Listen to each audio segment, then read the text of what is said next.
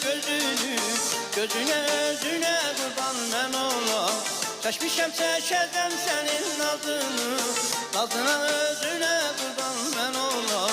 Sen ol benim sevgilim, hep sana kızıl gülüm.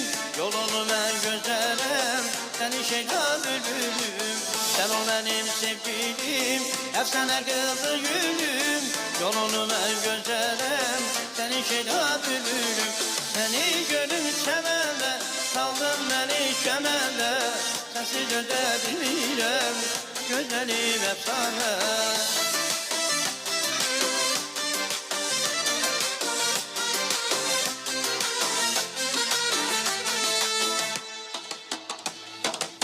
Eşeğden güzeldir kavallık demi, yandırır kalbimi hicranın demi.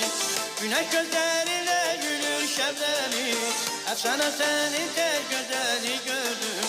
Sen ol benim sevgilim, efsane kızıl gülüm. Yolunu ben gözlerim, seni şeyda bülbülüm. Sen ol benim sevgilim, efsane kızıl gülüm. Yolunu ben gözlerim, seni şeyda bülbülüm. Seni gönlüm çemende, kaldın beni kemende. Sensiz ödebilmirem, güzelim efsane. Seni gönlüm çemende, kaldın beni kemende. Sensiz ödebilmirem, güzelim efsane.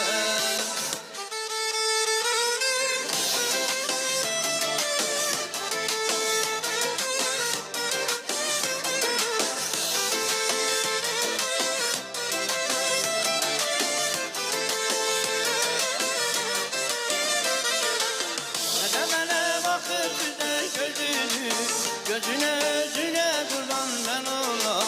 Taşmışam çeçedem senin adını, nazına özüne kurban ben olam.